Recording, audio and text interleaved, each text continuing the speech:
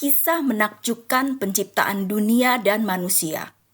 Pada mulanya, alam semesta ini kosong dan gelap. Tidak ada apapun kecuali kegelapan yang meliputi samudra raya. Roh Tuhan melayang-layang di atas permukaan air. Namun, Tuhan memiliki rencana besar untuk mengubah segalanya. Tuhan yang Maha Kuasa dan Maha Pencipta mulai menciptakan karya terbaiknya. Hari pertama adalah hari penciptaan cahaya. Tuhan berkata, "Jadilah terang." Maka terang itu dengan sekejap jadi. Tuhan juga melihat bahwa terang itu baik, lalu dipisahkannyalah terang itu dari gelap. Dan Tuhan menamai yang terang itu siang, dan yang gelap itu malam. Selanjutnya jadilah sore dan jadilah pagi. Berlanjut di hari kedua, Tuhan menciptakan cakrawala atau langit. Dengan kuasanya, Tuhan menciptakan cakrawala atau langit yang memisahkan air di bawah dan air di atas. Sekumpulan air di atas disebut dengan nama awan. Segala air yang di bawah cakrawala dan langit berkumpul pada satu tempat, dan kumpulan air di bawah itu dinamainya laut. Sedangkan bagian yang kering dari bawah langit itu disebut sebagai darat. Di hari ketiga, Tuhan melanjutkan pekerjaannya dengan penciptaan daratan dan tumbuhan. Pada bagian yang kering itu, Tuhan berkata, "Hendaklah daratan muncul." Maka daratan itu muncul dan tumbuh-tumbuhan mulai bertumbuh. Tuhan berkehendak agar daratan atau tanah dapat menumbuhkan tunas-tunas muda, tumbuh-tumbuhan yang berbiji, segala jenis pohon buah-buahan yang menghasilkan buah yang berbiji, supaya ada tumbuh-tumbuhan di muka bumi ini. Pada hari keempat, Tuhan menciptakan matahari, bulan, dan bintang. Dengan kuasanya, Tuhan menciptakan matahari untuk menguasai siang, dan bulan serta bintang untuk menguasai malam.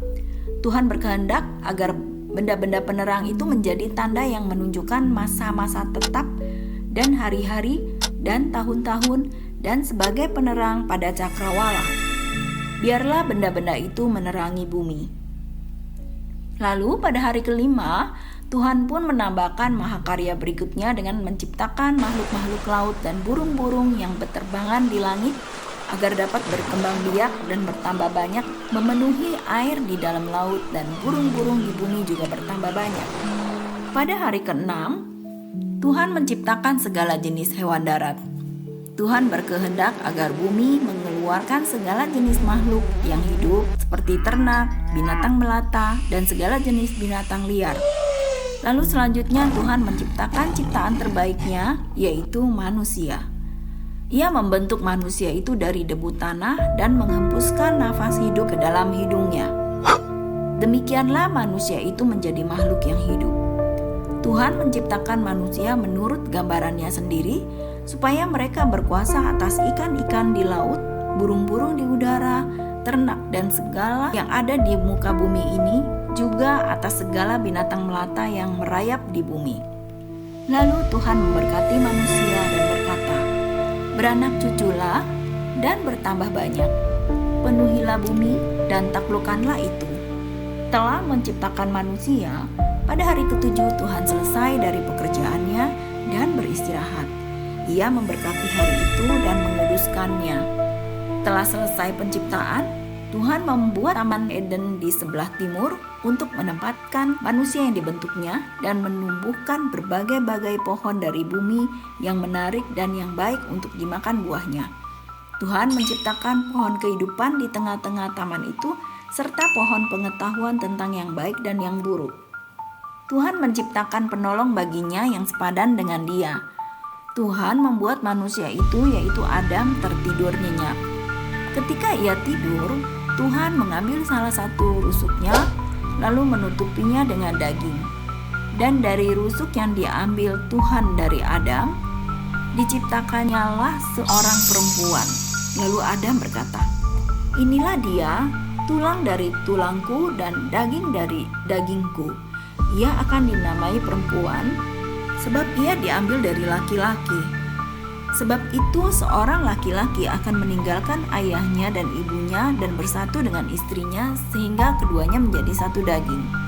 Manusia itu memberi nama Hawa kepada istrinya, sebab dialah yang menjadi ibu dari semua yang hidup. Tuhan memerintahkan kepada Adam, "Semua pohon dalam taman ini boleh kau makan buahnya dengan bebas, tetapi pohon pengetahuan tentang yang baik dan yang buruk itu janganlah kau makan buahnya, sebab pada hari kamu memakannya pasti kamu akan mati."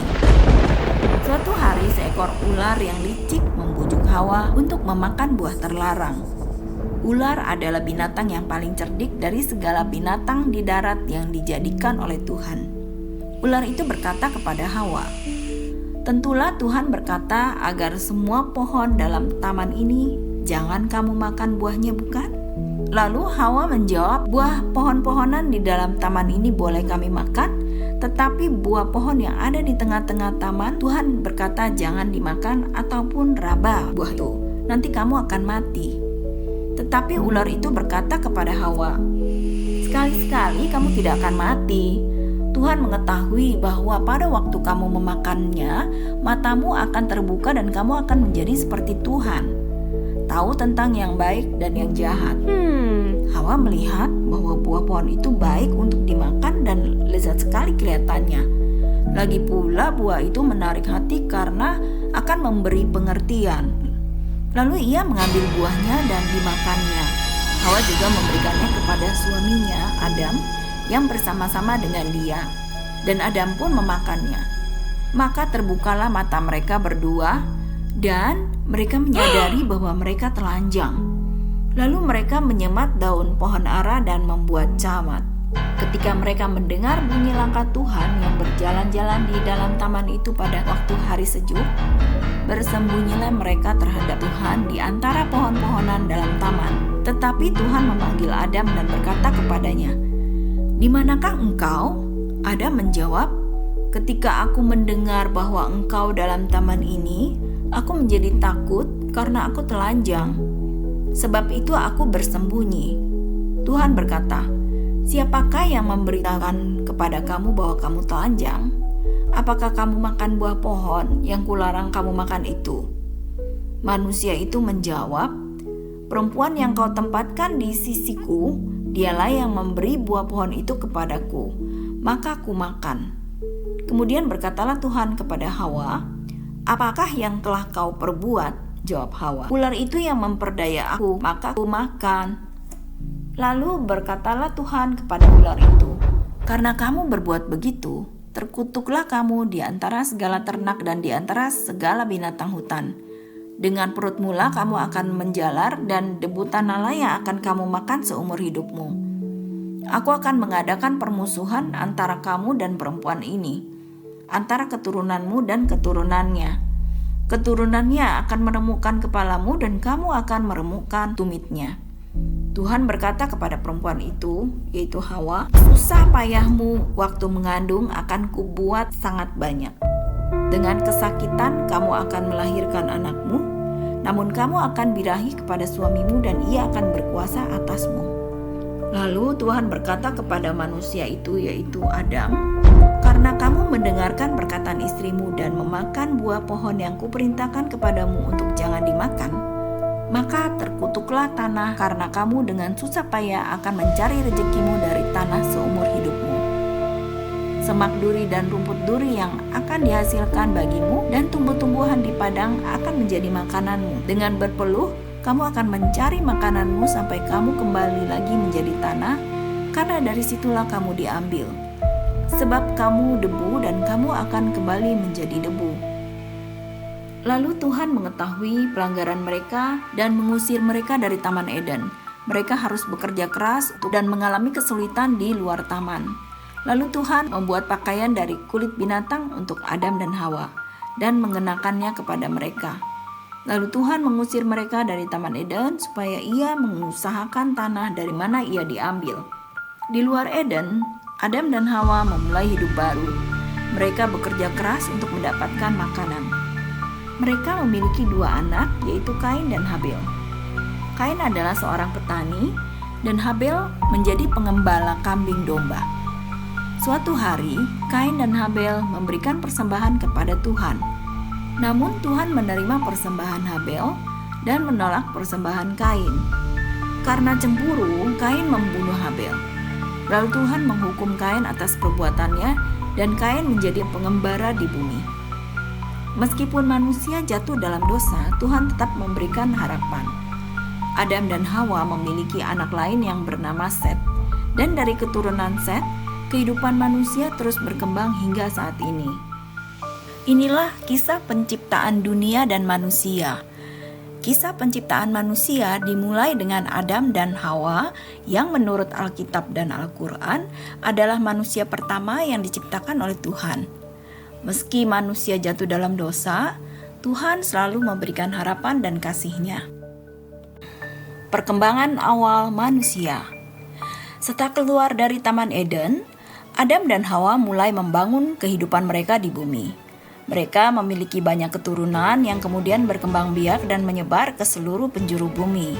Manusia mulai belajar bertani, beternak, dan berburu untuk memenuhi kebutuhan hidup mereka. Pada tahap ini, manusia mulai mengembangkan kemampuan bahasa, seni, dan budaya. Lalu peradaban kuno. Pada masa ini, seiring berjalannya waktu, manusia membentuk komunitas-komunitas yang lebih besar dan kompleks. Peradaban-peradaban kuno seperti Mesir, Mesopotamia, India, dan Tiongkok mulai berkembang. Mereka membangun kota-kota, menciptakan sistem tulisan, dan mengembangkan teknologi seperti irigasi dan metalurgi. Pada masa ini, manusia juga mulai menyembah berbagai dewa-dewi, membangun kuil-kuil, dan mengembangkan sistem pemerintahan. Lanjut ke zaman klasik dan abad pertengahan, perkembangan peradaban manusia terus berlanjut dengan munculnya peradaban Yunani dan Romawi. Mereka memberikan kontribusi besar dalam bidang filsafat, ilmu pengetahuan, dan seni. Setelah jatuhnya Kekaisaran Romawi, Eropa memasuki abad pertengahan yang ditandai dengan dominasi agama Kristen dan sistem feodalisme. Pada masa ini, terjadi banyak penemuan dan inovasi di bidang pertanian, arsitektur, dan militer. Lalu, zaman Renaissance dan Revolusi Industri. Zaman Renaissance pada abad ke-14 hingga ke-17 membawa kebangkitan kembali minat terhadap seni dan ilmu pengetahuan klasik. Banyak penemu penting terjadi seperti pencetakan yang memudahkan penyebaran pengetahuan. Pada abad ke-18, revolusi industri mengubah cara manusia hidup dan bekerja. Penemuan mesin uap dan perkembangan teknologi manufaktur mengakibatkan urbanisasi dan perubahan sosial yang besar. Selanjutnya pada era modern dan kontemporer, abad ke-20, dunia mengalami perubahan yang sangat cepat. Perang dunia, kemajuan teknologi, dan perkembangan ilmu pengetahuan mengubah wajah dunia secara dramatis. Komputer, internet, dan teknologi digital merevolusi cara manusia berkomunikasi dan bekerja. Manusia mulai menjelajah luar angkasa, dan ilmu pengetahuan terus berkembang dengan penemuan-penemuan baru di berbagai bidang. Selanjutnya, masa depan dan tantangan. Pada saat ini, manusia berada di era digital dengan kemajuan teknologi yang terus berkembang pesat. Namun tantangan seperti perubahan iklim, ketimpangan sosial, dan masalah kesehatan global menjadi perhatian utama. Manusia terus berupaya mencari solusi untuk menghadapi tantangan-tantangan ini sambil terus mengejar kemajuan dan inovasi. Perkembangan manusia dari Adam dan Hawa hingga sekarang adalah perjalanan panjang yang penuh dengan perubahan dan inovasi. Setiap era membawa tantangan dan pencapaian tersendiri yang membentuk dunia seperti yang kita kenal sekarang. Mari kita belajar dari masa lalu untuk membangun masa depan yang lebih baik bagi semua umat manusia. Demikianlah kisah menakjubkan penciptaan dunia dan manusia oleh Tuhan, yaitu Tuhan yang Maha Besar, Maha Kuasa, Maha Pencipta, Maha Pengasih, dan Maha Penyayang. Melalui cerita ini, kita akan melihat kebesaran dan keajaiban dari penciptaan oleh Tuhan untuk dunia ini dan untuk manusia, serta memahami lebih dalam tentang peran manusia di dalam alam semesta ini.